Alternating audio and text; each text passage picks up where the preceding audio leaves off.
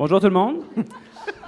Donc, pour commencer ce colloque aujourd'hui, je vais commencer avec une petite communication sur la déformation générale. Titre assez provocateur, je pense. Si, je ne sais pas moi, si mes enfants vont à l'école et qu'un jour on m'apprend qu'ils ont un programme qui s'appelle la déformation générale, je vais bien sûr aller m'informer qu'est-ce qui se passe là ou je vais m'y opposer.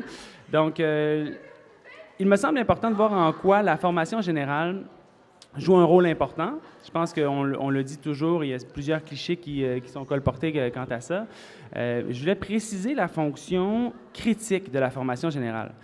On parle beaucoup récemment, depuis 1992, je vous dirais, dans la coordination provinciale en philosophie et en littérature, ont beaucoup ciblé le discours sur la fonction utilitaire de la philosophie et de la littérature, c'est-à-dire capacité d'analyse, capacité de raisonnement, capacité de bien lire un texte, de bien écrire un texte, de bien parler la langue.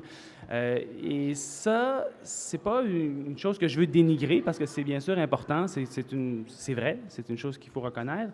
Sauf qu'on a beaucoup délaissé le côté critique de la philosophie et de la littérature et même de l'éducation physique, dans ce qui est en éducation physique. Donc, c'est ce que je voulais souligner. Donc, le terme déformation comme tel implique trois choses. Implique premièrement une formation initiale, implique qu'il y aurait une raison ou une cause à la transformation ou à la déformation de cette formation initiale, et troisièmement, implique une nouvelle forme qui viendrait remplacer cette formation initiale. Donc, c'est ce que je veux voir, c'est les trois moments de ma communication, c'est de voir premièrement, quelle est cette formation initiale que les étudiants ont en arrivant au collège, même que tout le monde a dans une certaine mesure en vivant dans une société. Et bon, ensuite, j'irai voir la cause et la nouvelle formation. Donc, la formation initiale, je prends en considération que l'individu est toujours formé. On est toujours formé. Notre expérience provient toujours de quelque part. Et si on voit la définition de la formation, on parle d'action de former ou de se former ou d'être formé. Ça implique donc de recevoir une forme. Ça implique de recevoir quelque chose qui viendrait ensuite diriger mes actions ou du moins amener une discussion en moi-même pour orienter mon action. Par extension, on pourrait dire que ça devient un ensemble de connaissances ou de croyances que j'ai sur le monde. Donc, j'ai toujours, chaque être humain, chaque individu, en tout temps, un ensemble de connaissances et de croyances. Je poursuis donc sur cet ensemble de connaissances et de croyances qui est toujours au sein de l'individu. Ça, on ne peut pas le remettre en question. Maintenant, quelle est la source de cette formation chez l'individu tel qu'on le connaît ici au Québec? Premièrement, on pourrait parler de la source, et là je ne veux pas trop tomber dans la technicalité, mais de l'immédiateté de la subjectivité. Bon, ça y est. Non. Oh non. J'ai combien de temps déjà? Bon, l'immédiateté de la subjectivité, c'est-à-dire mon expérience humaine concrète actuelle qui me donne de la connaissance, qui me donne une croyance sur mon activité. Deuxièmement, on pourrait parler de l'éducation traditionnelle, qu'elle vienne des parents. Oui, une question, M. Dubois, oui? Bien, c'est ça que oui, exactement. Oui, je vais vous en donner un exemple. Par exemple, je pourrais dire que présentement, je sais que l'activité que nous tenons est plus ou moins populaire. Hein, je peux avoir cette croyance-là par le fait qu'il n'y a pas beaucoup de gens qui nous écoutent et que nous soyons un petit nombre. Donc, l'immédiateté de la subjectivité me donne cette connaissance-là et cette croyance-là. Est-ce que c'est un bon exemple? La deuxième source, donc, c'est l'éducation traditionnelle, l'école primaire, secondaire, l'éducation familiale, l'information qui nous provient de nos parents, qui provient peut-être de certains dogmatismes religieux, donc toute cette éducation-là qui, bien sûr, participe à la formation de l'individu. Troisièmement, je dirais que c'est celle qui est proposée par les structures économiques, donc dans une vision marxiste, disons-le, où l'économie vient jouer un rôle fondamental dans l'éducation des individus. C'est surtout sur celle-ci que je veux me centrer, c'est-à-dire que l'économie actuelle repose sur un ensemble de conditions. Premièrement, la performance et la compétitivité lors du travail, la vente de biens et services et la nécessité de la consommation de ces biens et services. Donc, pour que l'économie fonctionne, la structure économique doit proposer une forme d'éducation de l'individu qui va assurer le fonctionnement de l'économie. Donc, par la presse, par les médias, par la publicité surtout, qui est le gros moyen utilisé par le système économique pour former l'individu, nous allons recevoir une forme d'éducation. Donc, dès notre jeune âge, on reçoit une forme d'éducation. Et maintenant, si je veux te donner un exemple encore, je pense à toi, Denis, parce que je sais que tu as besoin de... Tu sais, ça raccroche toujours. Hein? Donc, par exemple, ma fille de 6 ans, manger mieux pour elle, c'est quoi? C'est Subway.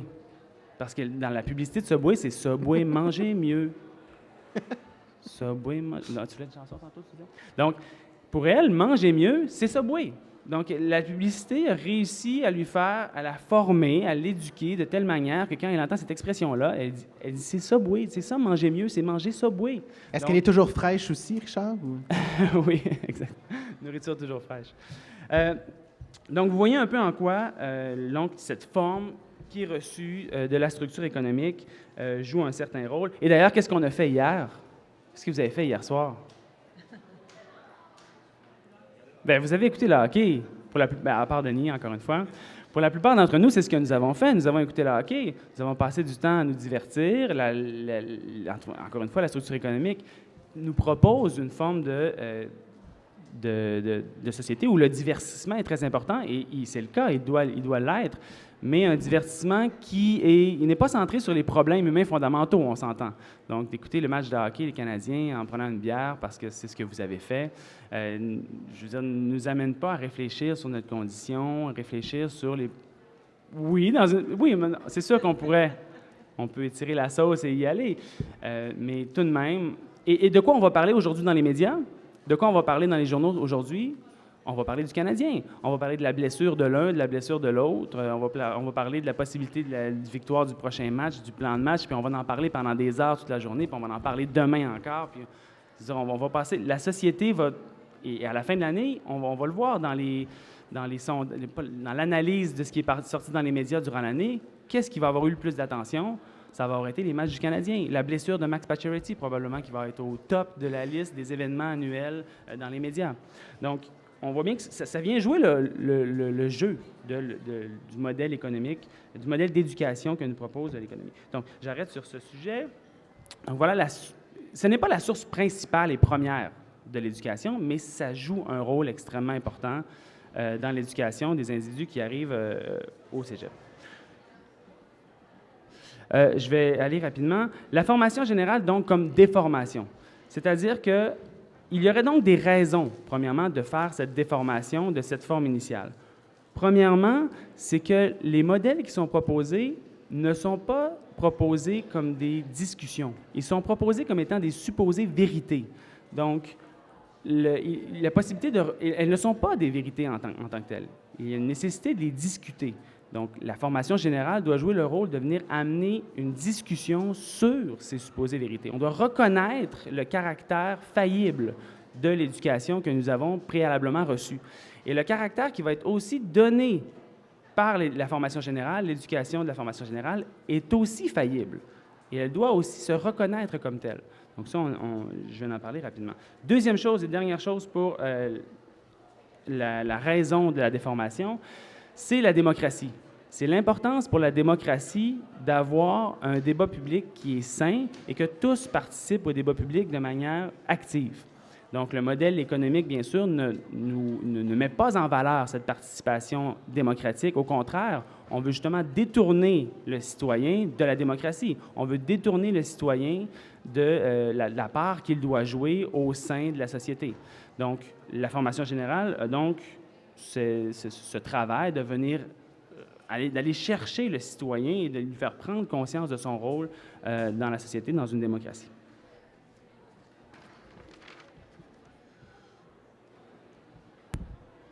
Comment cette déformation peut-elle s'accomplir? Je pense que la littérature et la philosophie peuvent le faire, dans le fond, par le contact avec autrui. Donc, c'est par la vision de différentes formes de vérité que propose la philosophie explicitement, c'est-à-dire des jugements de valeur sur des définitions de ce qu'est la vie bonne, définition du bien, définition de la liberté et de l'égalité, et aussi la littérature, parce que la littérature propose aussi des définitions du bien, des définitions de la vie bonne, des définitions de la liberté et de l'égalité. Elle le fait peut-être pas explicitement, elle le fait souvent à travers le récit implicitement, mais le lecteur, il voit, à partir de ses expériences particulières qui lui sont présentées, des prétentions à l'universalité. Donc, quand, par exemple, dans Germinal, Émile Zola nous présente la condition des mineurs, c'est une expérience particulière. Ce n'est pas quelque chose d'universel qu'il nous présente. C'est le récit de quelques individus dans un moment donné dans l'histoire. Sauf qu'à travers l'expérience que moi je fais comme lecteur de cette particularité, il y a une prétention à l'universalité. Je vais mettre en contact ma propre expérience avec cette expérience-là et je vais voir le reste du monde actuellement en dialogue avec cette expérience que je vais avoir en lisant Germinal, par exemple. Et c'est la même chose quand je vais lire Marx en philosophie. Donc, quand Marx nous décrit l'aliénation économique que vivent les prolétaires, donc c'est à cette misère des prolétaires auquel je suis confronté, et c'est aussi une prétention à l'universalité. Donc, je vais maintenant pouvoir comprendre le monde à partir de cette expérience que j'ai eue, qui m'a été donnée par la littérature et la philosophie. Donc, c'est un exemple. Bien sûr, on pourrait discuter de ça, peut-être on pourrait rajouter des fondements conceptuels à ça, mais il me reste à peu près 1 minute 30.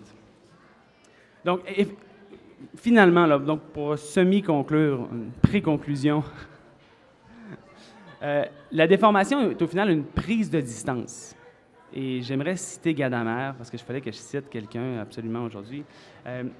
Être cultivé, c'est-à-dire celui qui profite d'une formation générale, c'est manifestement cultiver une forme particulière de distance. L'homme cultivé est celui qui est prêt à admettre comme plausibles les pensées d'autrui. Donc, c'est vraiment sa définition de la culture, c'est d'être capable de prendre une distance, premièrement, par rapport à soi-même. C'est cette distance que j'ai par rapport déjà à mon système de croyance qui est rendu nécessaire. Parce que quand je suis encastré dans mon système de croyance, je n'ai pas accès à autrui. Autrui me parle et je ne considère pas qu'il peut avoir raison. S'il a une thèse qui est différente de la mienne, il a nécessairement tort.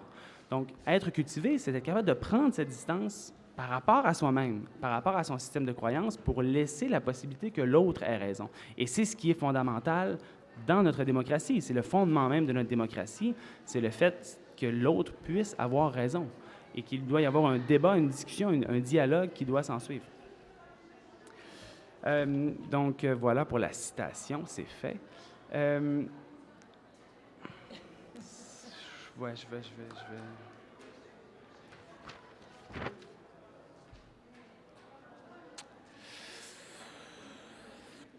Je vais conclure parce que vraiment sur ça, mais disons qu'on pourrait remplacer le terme déformation, disons par transformation, disons, ce serait moins provocateur, et pour dire qu'il y a finalement, il y a formation, mais qui implique une déformation, une transformation. Donc, on va garder formation générale, si vous voulez bien. Quoique le terme fondamental serait peut-être mieux que général. Général, bien sûr, qui s'applique à tout le monde, mais fondamental, qui est au fondement même, donc je pense que ce serait peut-être plus souhaitable. Répondre peut-être juste à une critique par rapport au rapport des Mers rapidement. Comme on parle entre initiés, je n'ai pas besoin d'aller plus loin sur ça. Mais le fait que ce soit en phase avec les enjeux contemporains. On dit que la formation générale n'est peut-être pas en phase avec les enjeux contemporains. Et s'il y a déphasage, il y en a certainement un déphasage, absolument. Je pense que de ce qu'on vient de voir, il y en a un déphasage de la formation générale avec le monde contemporain. Mais de quel déphasage il s'agit? C'est que la formation générale propose une éducation qui est différente de celle qui est proposée par le système économique, par les enjeux actuels. Si on considère que c'est les enjeux du système économique, absolument, il y a déphasage. Sauf que aucunement en déphasage avec l'expérience humaine comme telle. La formation générale, au contraire, elle est en phase principalement avec l'expérience humaine et avec les problèmes fondamentaux qui sont présents, une autre personne, qui sont présents depuis les Grecs. Donc, on peut absolument répondre à cette critique en disant qu'ils sont la formation générale, elle est en phase avec les enjeux contemporains et ceux qui sont fondamentaux, et non pas ceux qui sont peut-être accessoires, superficiels. Dernière chose... Voilà, j'ai terminé.